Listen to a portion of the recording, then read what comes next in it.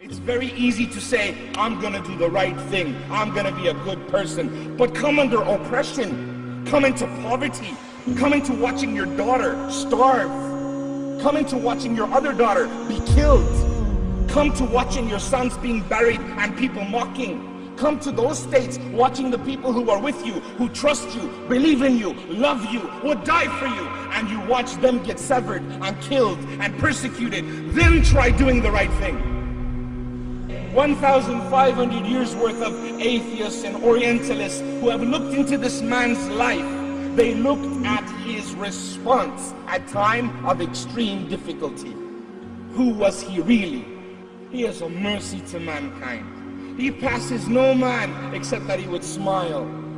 He would not walk past the indigent or the destitute without offering or lending aid, etc. This man, at his worst, when he had nothing and someone else who had a little, but still they were ungrateful, they would beg, please give me. And he had nothing, he would say, wait, I'll be back. And he would go find another person that trusted him and said, brother, let me borrow a few things. And he would borrow and he would come back and he would give.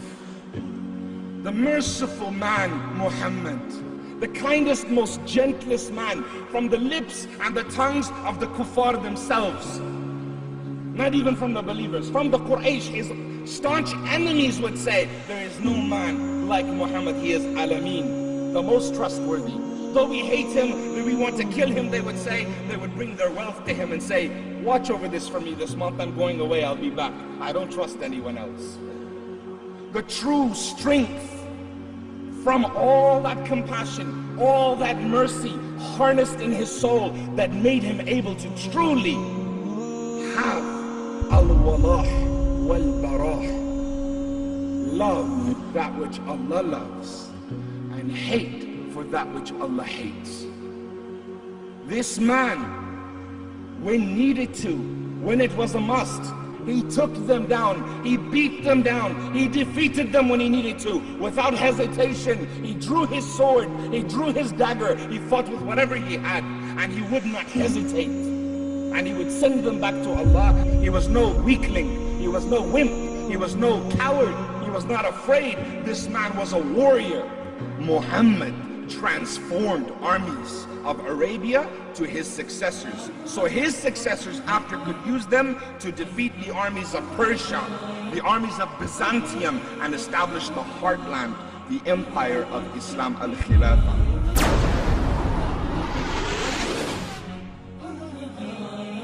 You're the best person I've ever known, best friend I've never met.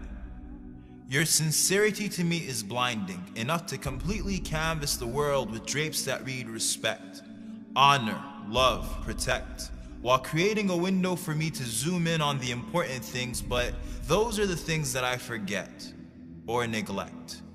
I will do better. Your ummah is fine, not because of me or mine or wounds that heal with time, those who would die for a dollar sign, but because a promise is divine.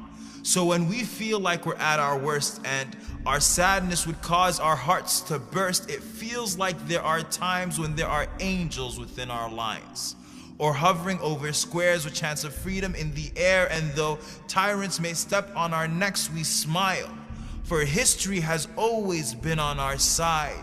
Yours is an ummah that simply does not die. I am sorry for my weakness, for every time I've been ashamed of your name and asked someone to call me Mo, for not knowing enough about you to defend you when they drew cartoons or accused you with the most heinous of accusations, for not getting over my distaste of reading and waiting for Hollywood to put you on the big screen so I could know something about you.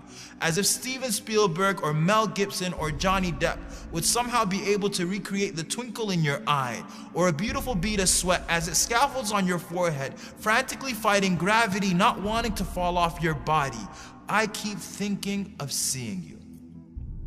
And if you would smile at me, the thought gives me goosebumps. You told me to meet you at the pool. So on that day, I hope and pray that I will see you through the crowd, that no angels barricade me as I sprint at breakneck speed. I hope you recognize it's me. I will crowd the companions to get access to your vision. I will obey my thirst by quenching it from your hands. So until that day, I will pray I will stand and I will pray as if my feet are holding the earth from splitting. If I make it, I cry at the thought of seeing you.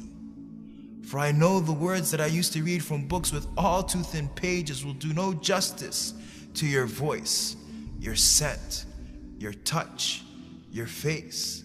My messenger of Allah has always existed between the curves and dots of the Arabic alphabet. So Muhammad ibn Abdullah in 3D and whatever other dimensions the hereafter brings with it will be an overboard of senses.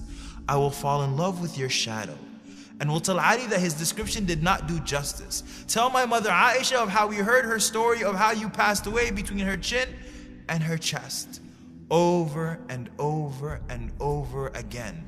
And it made us cry every single time. For we never suffered any disaster that was greater than what we suffered before our souls merged with flesh, of entering an earth that was without you. Does the sky even recognize us anymore? And I will sit in the shade of your smile and will ask you your story directly from your mouth as we sip on salsabil ice cold, and will be terribly embarrassed if you ask me for mine, 'cause I never did anything right other than loving you. And then, if you let me, I would love for a hug.